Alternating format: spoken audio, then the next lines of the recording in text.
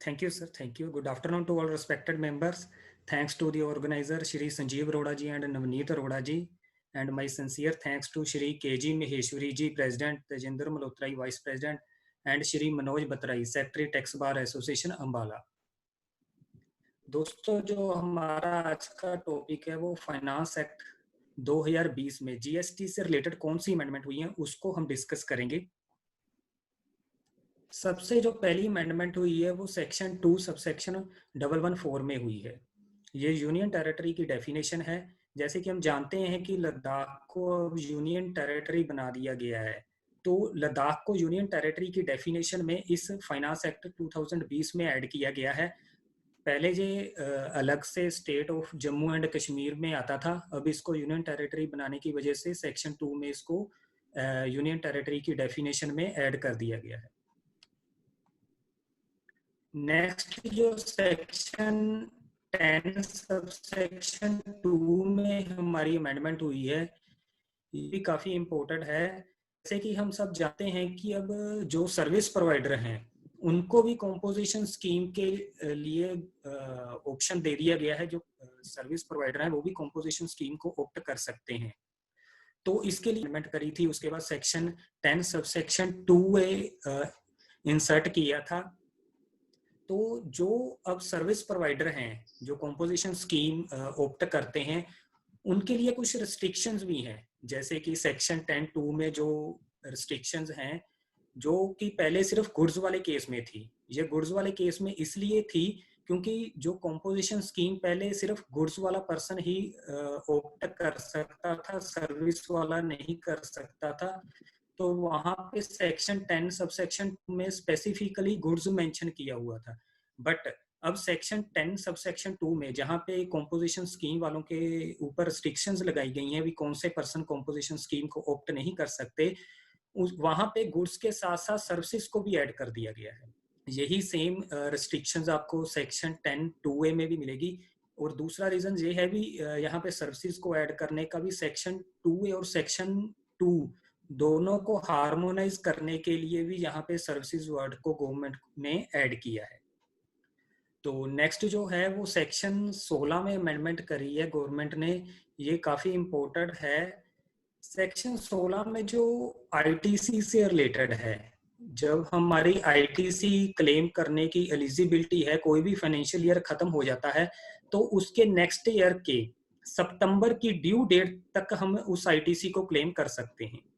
सितंबर की रिटर्न अगर आप ड्यू डेट तक फाइल कर देते हो तो आप लास्ट फाइनेंशियल ईयर का जो आपका ओमिटेड इनपुट टैक्स क्रेडिट है, आईटीसी है, उसको आप क्लेम कर सकते हो। पर इसमें एक दिक्कत आ रही थी भी, डेबिट नोट की केस में भी हमें जो आईटीसी क्लेम करना होता था उस केस में भी हमें इनवॉइस की डेट देखनी पड़ती थी भी वो डेबिट नोट किस इनवॉइस के अगेंस्ट काटा गया है। और अगर वो इनवॉइस आपका लास्ट फाइनेंशियल ईयर से पर्टेन करता है तो आपके ऊपर रिस्ट्रिक्शन लग जाती थी भी उस डेबिट नोट का आईटीसी आपने नेक्स्ट ईयर के सितंबर की रिटर्न तक ही क्लेम करना है, उसके बाद क्लेम नहीं कर सकते। अब जो ये वर्ड है इनवॉइस रिलेटिंग टू सच, ये डेबिट नोट से डिलीट कर दिया गया है उससे पहले से। अब आपने सिर्फ डेबिट नोट की ही डेट देखनी है। अगर आपकी डेबिट नोट की डेट जो भी होगी उससे नेक्स्ट ईयर के सितंबर तक आप आईटीसी इनपुट टैक्स क्रेडिट को क्लेम कर सकते हो। अगर हम सेक्शन 34 को देखें तो उसमें भी जो क्रेडिट नोट के केस में जरूर रेस्ट्रिक्शन है भी, आपने जो क्रेडिट नोट इशू करना है वो आप जो फाइनेंशियल ईयर खत्म होगा उसके नेक्स्ट ईयर के सितंबर तक क्रेडिट नोट इशू कर सकते हो। बट डेबिट नोट के केस में ऐसी कोई रिस्ट्रिक्शन नहीं है, डेबिट नोट आप कभी भी इशू कर सकते हो। तो इसलिए ये अमेंडमेंट भी काफी जरूरी थी भी, जब डेबिट नोट कभी भी इशू किया जा सकता है तो उसका आईटीसी भी कभी भी क्लेम करने की ऑप्शन होनी चाहिए, उसके इनवॉइस के साथ उसको लिंक नहीं करना चाहिए। तो गवर्नमेंट ने ये काफी अच्छी रिलैक्सेशन दी है। अब हमें डेबिट नोट की डेट से ही आईटीसी को क्लेम कर सकते हैं। उसके बाद सेक्शन 29(1) क्लोज सी में अमेंडमेंट करी है गवर्नमेंट ने। इसमें जो हम रजिस्ट्रेशन लेते हैं तो जो पर्सन्स वॉलंटरली रजिस्ट्रेशन लेते थे उनके लिए कोई ऑप्शन नहीं था भी वो अपने नंबर को कैंसिल करवा सके। तो ऐसे पर्सन्स के पास कोई वॉलंटरली नंबर ले लेता था, उसके बाद उसको कॉन्ट्रैक्ट नहीं मिला, जब वो बिजनेस शुरू नहीं कर पाया, उसको जब रजिस्ट्रेशन कैंसिल करवानी होती थी तो उसको 6 मंथ के लिए वेट करना पड़ता था, क्योंकि प्रॉपर ऑफिसर्स के पास ही पावर थी सेक्शन 29 सबसेक्शन 2 में भी, अगर कोई पर्सन 6 मंथ तक बिजनेस स्टार्ट नहीं करता या नील की रिटर्न्स फाइल करता है, तो उस केस में प्रॉपर ऑफिसर उस रजिस्टर्ड पर्सन का नंबर कैंसिल कर सकता था। जो वॉलंटरी रजिस्ट्रेशन के केस में रिस्ट्रिक्शन थी, उसके साथ एक रूल भी था, रूल 20। इस रूल को तो गवर्नमेंट ने 2018 में ही अमेंड कर दिया था, और इस रूल में जो वॉलंटरी रजिस्ट्रेशन के केस में टाइम लिमिट दी गई थी वो 1 ईयर की थी। भी अगर कोई person voluntary as a under voluntary scheme number लेता है तो उसको 1 साल तक अपना जो नंबर है वो चलाना पड़ेगा, उसके बाद ही वो कैंसिल करवा सकता है। पर उस रूल में 2018 में अमेंडमेंट हो गई थी, और सेक्शन में भी अमेंडमेंट की जरूरत थी, क्योंकि यहाँ पे other than the person registered under subsection 3 of section 25 लिखा हुआ था। इसको अभी गवर्नमेंट ने डिलीट कर दिया है, और हमें ये ऑप्शन प्रोवाइड कर दिया है कि अगर हम as a voluntary taxpayer registration करवाते हैं तो हम अपने रजिस्ट्रेशन को कभी भी कैंसिल करवा सकते हैं, हमें 6 महीने रुकने की कोई जरूरत नहीं है। इसके बाद सेक्शन 30 सब सेक्शन 1 में अमेंडमेंट करिए। सेक्शन 30 हमारा जो रेवोकेशन से डील करता है। अगर हमारा रजिस्ट्रेशन कैंसिल हो जाती है, प्रॉपर ऑफिसर हमारी नंबर को कैंसिल कर देता है, तो हमारे पास सेक्शन 30 के अंदर पावर है कि हम अपने जो रजिस्ट्रेशन नंबर है उसको रिवोक करवाने के लिए प्रॉपर ऑफिसर के पास ऑनलाइन एप्लीकेशन दे सकते हैं। पर यहाँ पे एक टाइम लिमिट फिक्स की हुई है कि आपको वो जो एप्लीकेशन है, ऑनलाइन एप्लीकेशन देनी है, वो आपने 30 दिन के अंदर अंदर देनी है। जब आपके पास कैंसलेशन ऑर्डर आपके ऊपर सर्व हो गया तो उसके 30 दिन के अंदर अंदर आपने रेवोकेशन की एप्लीकेशन फाइल करनी है। बट कई बार क्या होता है भी पर्सन के पास जेन्युइन रीजन होता है भी वो 30 दिन के अंदर जो रेवोकेशन की एप्लीकेशन है वो फाइल नहीं कर पाता। तो इस केस में जो उन्होंने गवर्नमेंट की तरफ से रिलैक्सेशन दी गई है फाइनेंस एक्ट 2020 में, वो अब एडिशनल कमिश्नर और ज्वाइंट कमिश्नर के पास पावर दे दी गई है। अब जो एडिशनल कमिश्नर और ज्वाइंट कमिश्नर के पास पावर दी गई है वो 30 दिन की दी गई है। 30 दिन आपकी कंडेन कर सकते हैं वो डिले, अगर 30 दिन के बाद आप 30 दिन और आपको मिल सकते हैं।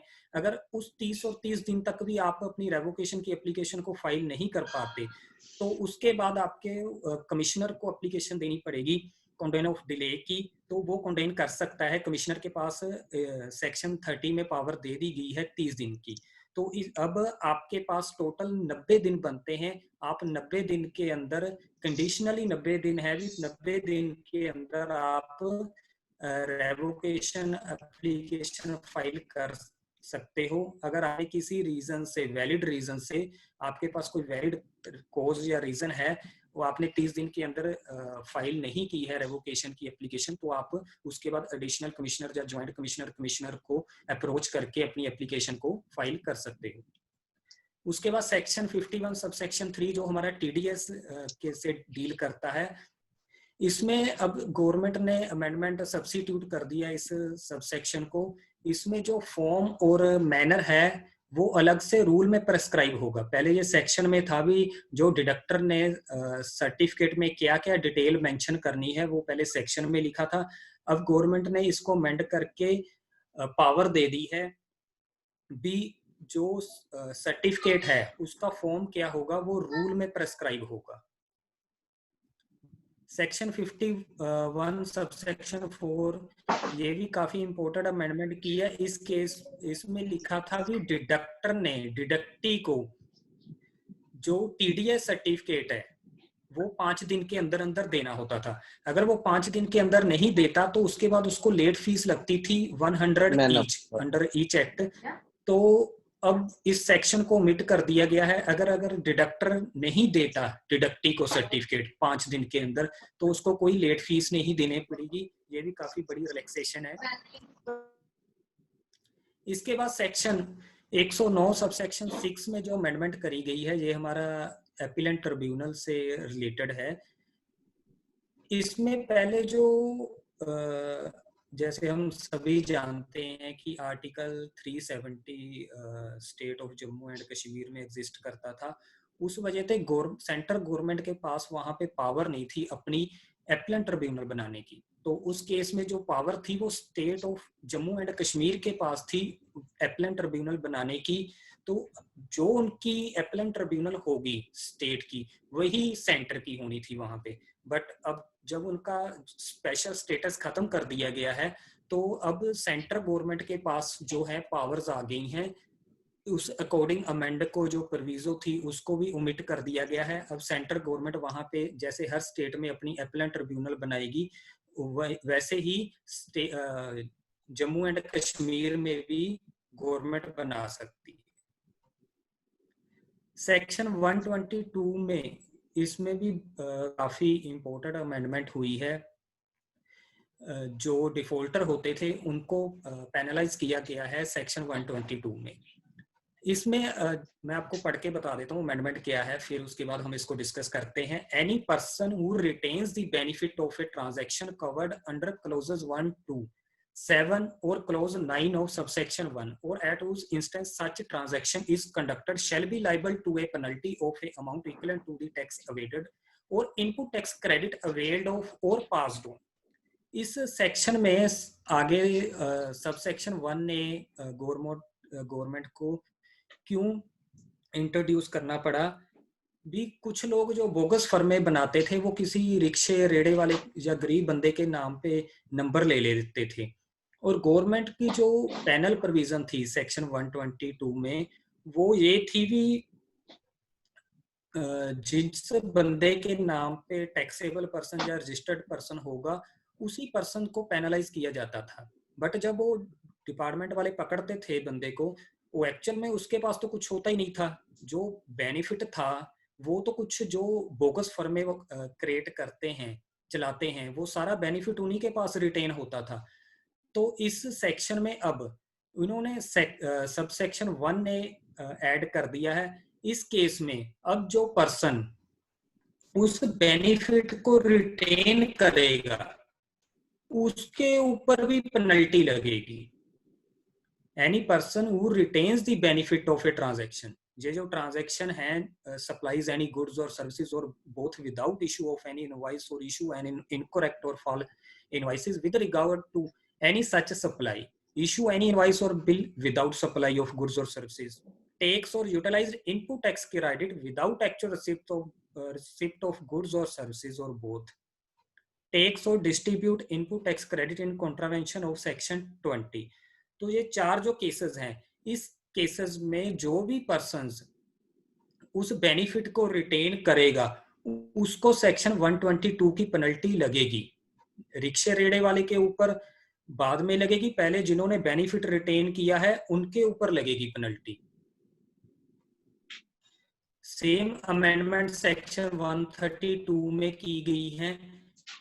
सेक्शन 132 जिसमें प्रोसिक्यूशन है, पुनिशमेंट है, उस इसमें भी ये ऐड किया गया है भी जो पर्सन बेनिफिट को रिटेन करेगा, बेनिफिट जिसके पास बेनिफिट होगा उसको पुनिशमेंट मिलेगी सेक्शन 132 के अंदर।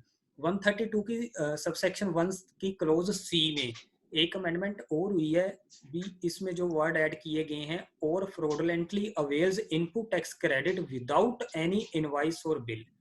अगर किसी रजिस्टर्ड पर्सन ने इनपुट टैक्स क्रेडिट क्लेम किया है, रिटर्न में क्लेम करता है विदाउट इनवॉइस और बिल, तो इस ऑफेंस को सेक्शन 132 में कवर कर लिया है उन्होंने कॉग्निजेबल ऑफेंस में, और ये आपकी नॉन बेलेबल ऑफेंस रहेगी। अगर आपने 3B में input tax credit fraudulently claim करते हो, आपके पास कोई इनवॉइस नहीं है, तो ये आपकी कॉग्निजेबल ऑफेंस और नॉन बेलेबल ऑफेंस रहेगी सेक्शन 132 में। इसके बाद सेक्शन 140 में अमेंडमेंट करी है गवर्नमेंट ने। ये मैंने यहाँ पे पूरा नहीं लिखा सेक्शन 140, इसमें से कुछ पार्ट ही लिखा है, बट ये ऑलमोस्ट सारे सेक्शन में अमेंडमेंट की गई है। गवर्नमेंट की तरफ से सेक्शन 140 में जो अमेंडमेंट की गई है वो एग्जिस्टिंग लॉ के बाद जो वर्ड है within such time and manner as may be prescribed, जो भी उसके बाद के वर्ड हैं उससे पहले within such time add कर दिया है। अब within such time add करने का जो रीजन है भी, ये क्यों ऐड किया, तो अब अगर हम इसके साथ रिलेटेड रूल देखें जो हमारे ट्रांजिशनल क्रेडिट क्लेम करने वाले रूल थे, तो जो टाइम लिमिट 90 डेज की दी हुई है वो हमारे रूल्स में दी हुई है, बट सेक्शन में कोई पावर, ऐसी कोई वर्ड नहीं लिखा हुआ भी कोई टाइम लिमिट होगी ट्रांजिशनल क्रेडिट क्लेम करने की। ये जो इशू था, ये इशू गुजरात हाई कोर्ट में रेज हुआ था भी, सेक्शन 140 में तो कोई टाइम लिमिट प्रेस्क्राइब ही नहीं है, तो रूल में कैसे हो सकती है। अगर सेक्शन सपोर्ट करेगा, अलो करेगा टाइम लिमिट, तभी रूल में प्रेस्क्राइब हो सकती है, अदरवाइज नहीं हो सकती। इसी वजह से गवर्नमेंट ने सेक्शन 140 में ये अमेंडमेंट करी है और इसमें रूल को पावर दे दी है भी विद इन सच टाइम, भी जो टाइम लिमिट है वो रूल में प्रेस्क्राइब होगा। अगर हम बाकी के सेक्शन देखें तो हर सेक्शन में जहां पे रूल में टाइम लिमिट फिक्स है, तो सेक्शन में आपको यही वर्ड मिलेंगे within such time and manner as may be prescribed. अगर सेक्शन में ये वर्डिंग लिखी है तभी रूल में टाइम लिमिट फिक्स हो सकती है, अदरवाइज नहीं हो सकती। उसके बाद सेक्शन 172 जो हमारा रिमूवल ऑफ डिफिकल्टीज है, इसके अंडर जो ऑर्डर पास होते हैं, जैसे 17-18 का इनपुट टैक्स क्रेडिट का हमें जो क्लेम था 31 मार्च 2019 तक अलो किया था, वो इस सेक्शन 172 के अंदर ही ऑर्डर पास हुआ था। जो जीएसटीआर 9 की डेट एक्सटेंड करी थी, वो भी ऑर्डर हमारा सेक्शन 172 के अंडर ही पास हुआ था। तो इसमें जो टाइम लिमिट थी वो 3 साल तक की थी भी। जब से एक्ट शुरू होगा तो अगर कहीं पे कोई दिक्कत आ रही है तो गवर्नमेंट सेक्शन 172 के अंडर ऑर्डर पास कर सकती है। बट ये जो सेक्शन है, ये इसकी जो टाइम लिमिट थी वो 3 साल की थी। 3 साल तक इस सेक्शन के अंडर ऑर्डर पास हो सकते थे। अब गवर्नमेंट ने इसको जो टाइम लिमिट है इसको बढ़ा के 5 साल कर दिया है। जब से एक्ट शुरू हुआ है उससे 5 साल तक इस सेक्शन के अंडर ऑर्डर पास हो सकते हैं। इसकी टाइम लिमिट हमारी 30 जून 2020 को खत्म हो रही थी। 30 जून 2020 तक 3 साल पूरे हो रहे थे इस एक्ट का लगे को। अब इसके बाद सेक्शन 2 में के जो 4th पैरा है, उसमें ट्रांसफर ऑफ बिजनेस एसेट्स में एक वर्ड है वेदर और नॉट फॉर ए कंसीडरेशन। ए और बी क्लोज में है, यहां से गवर्नमेंट ने इसको डिलीट कर दिया। इसको जो डिलीट करने का रीजन है वो भी मैं आपके साथ डिस्कस कर लेता हूं। जो केस ला है वो ही डिस्कस करता हूं आपके साथ। एक firm, sorry to disturb you, समझ एक second, sorry to disturb you sir. हमारा टाइम थोड़ा, मैं चाहूंगा हम टाइम पे कंप्लीट करें, तो प्लीज आप थोड़ा जल्दी कंक्लूड करें। 4 से 5 मिनट और आपको मिल पाएंगे प्लीज, नहीं तो क्वेश्चन आंसर रह जाएंगे हमारे सर। हाँ please, thank you sir, continue. जो वेदर और not for a consideration word delete किया है, ये डिलीट करने का रीजन ये था भी, एक केसला था उसमें जो पर्सन ने ऑफिस हायर किया हुआ था और उस ऑफिस में उसने अपनी फिक्स एसेट रखी थी, फर्नीचर, जहाँ जो रेनोवेशन का सामान था, अलमीरा। और जब उसने वो ऑफिस को खाली किया और वो फर्नीचर एसेट्स उसने जीएसटी रिजीम से पहले खरीदी हुई थी, उसके ऊपर इनपुट टैक्स क्रेडिट नहीं क्लेम किया हुआ था। और उसने जब ये ऑफिस खाली किया तो उसने जो लैंडलॉर्ड था उसको दे दीजिए, जो फर्नीचर था फ्री ऑफ कॉस्ट दे दिया विदाउट कंसीडरेशन। तो इस केस में ये क्वेश्चन रेज हुआ था भी क्या इसके ऊपर जीएसटी की लायबिलिटी है या नहीं है। ऐसी बिजनेस एसेट्स जो विदाउट कंसीडरेशन हमने किसी को दे दी और जिसके ऊपर इनपुट टैक्स क्रेडिट भी अवेल नहीं किया, तो ऐसी ट्रांजैक्शन के ऊपर क्या हमारी जीएसटी की लायबिलिटी है या नहीं है।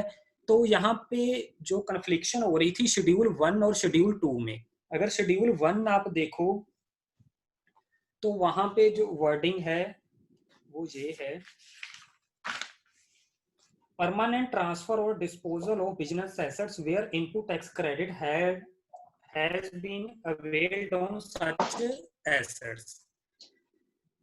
अगर आपने इनपुट टैक्स क्रेडिट लिया है किसी बिजनेस एसेट्स के ऊपर और उसको आपने डिस्पोज ऑफ, और वो विदाउट कंसिडरेशन है, शेड्यूल 1 में जो एंट्रीज कवर है वो विदाउट कंसिडरेशन है, तो इस केस में वो शेड्यूल 1 में फॉल करना चाहिए था, वो उसके ऊपर टैक्स की कोई लायबिलिटी नहीं थी। अगर हमने इनपुट टैक्स क्रेडिट लिया होता तो शेड्यूल 1 में हमारा फॉल करना था, और शेड्यूल 2 में वही प्रोविजंस फिर ऐड कर दी भी वेदर और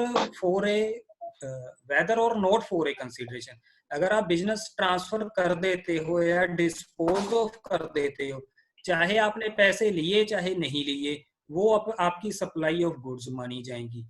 तो यहाँ पे कन्फ्लिक्शन आ रही थी, डिफरेंट व्यू आ रहे थे कि ये शेड्यूल 1 में फॉल करेगा या शेड्यूल 2 में फॉल करेगा।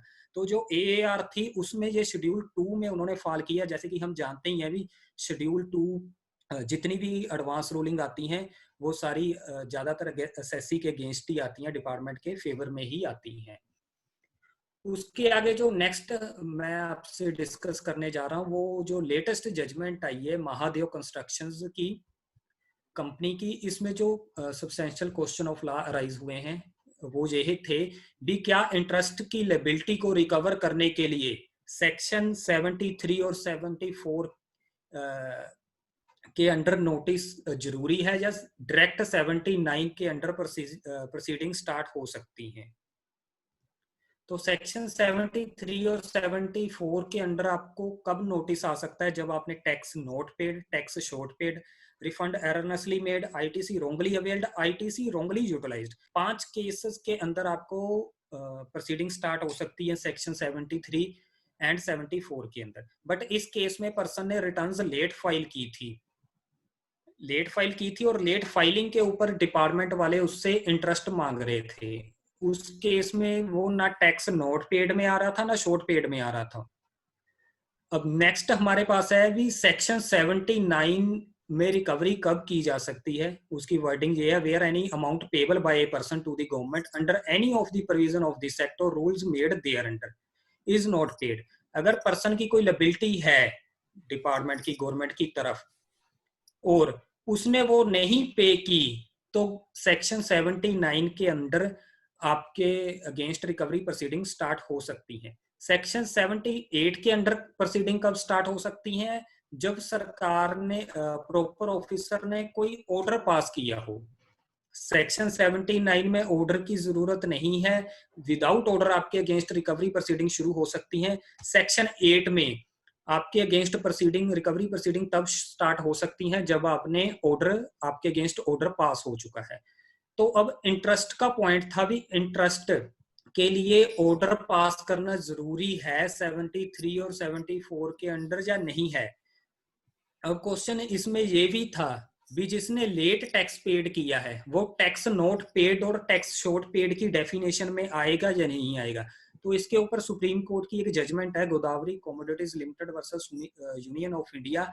इसमें सुप्रीम कोर्ट ने कहा है भी, अगर आप टैक्स लेट पेड करते हो तो वो टैक्स नॉट पेड की ही डेफिनेशन में आएगा, सेक्शन 73 में आपका वो कवर हो जाएगा। सॉरी थमन जी, हमें थोड़ा जल्दी कंक्लूड करना होगा आपको। बस sorry to disturb you again, please sir. हाँ please sir, please. Not an issue sir, नहीं तो क्वेश्चन रह जाएंगे, फिर रह जाएगा। बस सर 2 मिनट प्लीज। हमारे पास लास्ट में एक ही क्वेश्चन बचता है भी, क्या इंटरेस्ट को रिकवर करने के लिए हर केस में सेक्शन 73 और 74 के अंडर प्रोसीडिंग एडजुडिकेशन जरूरी है, जहां सेक्शन 79 के अंदर आपके डायरेक्ट रिकवरी हो सकती है। तो इस केस में मैंने जो कंक्लूड किया है जजमेंट पढ़ने के बाद वो ये है भी, अगर आपकी अमाउंट, इंटरेस्ट की अमाउंट डिस्प्यूटेड है तो आपके अगेंस्ट 73 और 74 की प्रोविजन स्टार्ट होंगी। अगर जो इंटरेस्ट की अमाउंट डिस्प्यूटेड नहीं है, अगर डिपार्टमेंट ने भी 15,000 बनाई है और आपके कैलकुलेशन के हिसाब से भी 15,000 बनती है, तो उस केस में आपके against direct recovery proceeding start हो सकती हैं। उस केस में कंक्लूड करने की जरूरत नहीं है। और इसके साथ में मैं एक जजमेंट और रेफर कर रहा हूँ, Kabir realities private limited versus union of India की।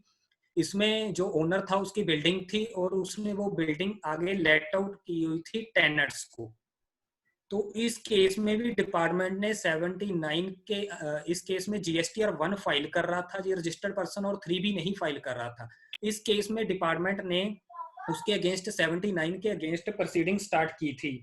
तो हाई कोर्ट में, मध्य प्रदेश हाई कोर्ट ने ये कहा भी अगर आपकी अमाउंट डिस्प्यूटेड नहीं है, जितनी अमाउंट आपकी जीएसटीआर 1 में जो आपने सेल्फ असेस करके फाइल किया है उतनी ही आपकी लायबिलिटी है, तो आपके अगेंस्ट सेक्शन 79 की प्रोसीडिंग स्टार्ट हो सकती है। Thank you so much. Thank you Thaman ji, thank you very much. मुझे लगता है हमें देर नहीं करनी चाहिए और हम हमारा क्वेश्चन आंसर का जो कुछ क्वेश्चन मेरे पास आए हुए हैं उसको आपके लिए ले लेता हूँ सर पहले। जी सर, जरूर जरूर। सर सबसे पहला क्वेश्चन जो मेरे पास है, इन्होंने क्या स्पेशली कि मेरा नाम भी ना बोलना चाहिए, क्वेश्चन है 18-19 फाइनेंशियल से रिलेटेड। उसमें क्या हुआ, इन्होंने थर्ड क्वार्टर में पेस्टिसाइड्स का बिजनेस है, परचेज रिटर्न की अपनी कोई, उस परचेज रिटर्न में डेबिट नोट परचेज रिटर्न की है थर्ड क्वार्टर में, ठीक है जी। जी। तो उन्होंने क्या किया, उस परचेज रिटर्न को परचेज रिटर्न दिखाने की बजाय इन्होंने अपना आउटवर्ड सप्लाई दिखा दिया, सीबी में टैक्स पे कर दिया, जीएसटी 1 फाइल कर दिया उनका। तो कुछ टाइम के बाद 2A में एज अ रिटर्न उनकी रिफ्लेक्ट हो गया, तो कंपनी ने दिखा दिया भी हमने तो सेल रिटर्न की थी, ठीक है जी। ओके, इसकी परचेज रिटर्न होगी। तो अब उन्होंने क्या किया कि अमेंडमेंट करके जीएसटी 1 तो करेक्ट कर दिया, लेकिन 3B में नहीं दिखा पाए। आज की डेट में टाइम बढ़ हो चुके, अब उनका क्या किया जाए? सर अगर 18-19 की कोई भी एडजस्टमेंट है वो आप सितंबर की रिटर्न तक कर सकते थे। अब तो गवर्नमेंट ने जो रेट्रोस्पेक्टिवली अमेंडमेंट कर दी है, जीएसटीआर 3B को ही रिटर्न बना दिया है। तो इस केस में हमारे पास अमेंडमेंट का तो कोई ऑप्शन बचता नहीं, बट जो आपने टैक्स पे किया है 3B में, एक्सेस पे किया है, उसका जरूर आप रिफंड क्लेम कर सकते हो। अगर आपने जो आपने आईटीसी लिया हुआ है उसको अगर आपने कम कर दिया है, परचेज रिटर्न जो आपकी आई की है उतना आईटीसी अगर आपने कम कर दिया है, तो आप उसका रिफंड जरूर क्लेम कर सकते हो एक्सेस पेमेंट ऑफ टैक्स के हेड के अंदर। चलिए ठीक है सर, मुझे लगता है उन्होंने आपका आंसर सुन लिया होगा और सेटिस्फाई भी हो गए अपने आंसर से। सर उससे अगला क्वेश्चन जो आया हुआ है हमारे पास वो ये है कि एक व्यक्ति पूछ रहा है कि मेरी टैक्स रजिस्ट्रेशन की लायबिलिटी कब बनेगी, जैसे कि उनके पास पार्टनर सैलरी से आ रहा है और पार्टनर इंटरेस्ट 17 लाख रुपए आ रहा है और 5 लाख रुपए बैंक इंटरेस्ट आ रहा है और 5 लाख रुपए कमर्शियल रेंट और उनका रेजिडेंशियल रेंट आ रहा है। तो क्या उनको रजिस्ट्रेशन करवाना है इस केस में या नहीं करवाना? पार्टनर सैलरी कितनी सर? पार्टनर सैलरी और इंटरेस्ट 17 लाख रुपए, 12 और 5 लाख रुपए, और तकरीबन 5 लाख रुपए बैंक इंटरेस्ट है और तकरीबन 5 लाख रुपए कमर्शियल और रेजिडेंशियल रेंट है, दोनों मिलाकर। सर जहाँ तक मैं जानता हूँ भी, अगर हमें पार्टनरशिप फर्म से कोई रेमुनरेशन मिलती है, चाहे वो सैलरी है, चाहे इंटरेस्ट है, चाहे प्रॉफिट है, उसके ऊपर हमारी जीएसटी की कोई लायबिलिटी नहीं है। वो हमारे ही पैसे हैं जो फर्म में पड़े हैं, हमें वापस मिल रहे हैं। अगर हम सैलरी नहीं लेते तो वो हमारा प्रॉफिट बढ़ जाएगा, प्रॉफिट की शेप में हमें मिल जाएगा। अगर इंटरेस्ट नहीं क्लेम करते तब भी प्रॉफिट बढ़ जाएगा, प्रॉफिट की शेप में हमें ट्रांसफर हो जाएगा। तो इस केस में हमारी रजिस्ट्रेशन की लायबिलिटी नहीं बनेगी। जो पार्टनरशिप फर्म से हमें पैसे आ रहे हैं उसको हम अपनी एग्रीगेट टर्नओवर का पार्ट नहीं मानेंगे, क्योंकि ये हमारी सैलरी सप्लाई की डेफिनेशन में नहीं आएगा। इसके मैं ना आपको एक एडवांस रूलिंग भी प्रोवाइड कर दूंगा। ये सेम इशू उसमें भी था भी, जो पार्टनर्स रेम्यूनरेशन मिलती है क्या उसके ऊपर जीएसटी की कोई लायबिलिटी है या नहीं है, वो मैं आपको प्रोवाइड कर दूंगा। Right sir, thank you sir. Sir मुझे लगता है क्वेश्चन तो काफी आए हैं लेकिन मैं कम ही ले पाऊंगा, चलो जितने समय में जो लिए जाए वही अच्छा है मुझे लगता है। नेक्स्ट क्वेश्चन है सर कि सेक्शन 129 में अगर किसी को पेनल्टी लग रही है तो कैश में पे होगी, टैक्स और पेनल्टी दोनों, या फिर उनको क्रेडिट लेजर से भी एडजस्ट किया जा सकता है? सर जो आपको सेक्शन 129 की वायलेशन के केस में टैक्स और पेनल्टी की पेमेंट करनी है, उस केस में आपको पेनल्टी जो है वो आपको कैश लेजर से ही पे करनी पड़ेगी। बट जो टैक्स और है वो टैक्स जरूर, जो टैक्स है वो आप अगर आपकी क्रेडिट लेजर में बैलेंस पड़ा है उससे आप पे कर सकते हो। ओके, मतलब पेनल्टी कैश में ही मैंडेटरी है, वो आपको कोई ऑप्शन नहीं है उसके अलावा कोई?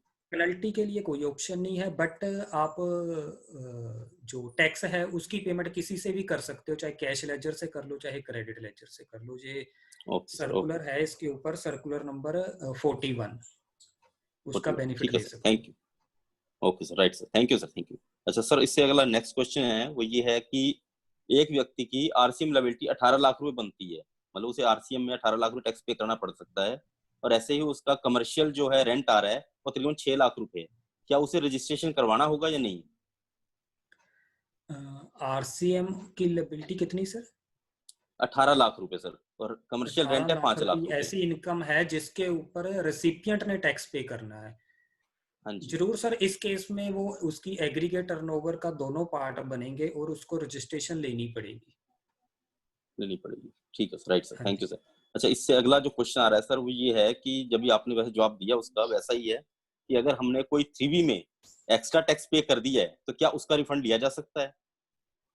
बिल्कुल सर, बिल्कुल। एक्सेस पेमेंट ऑफ टैक्स के हेड के अंदर आप उसका रिफंड क्लेम कर सकते हो, जो आपने 3B में एक्सेस पेमेंट की है टैक्स की।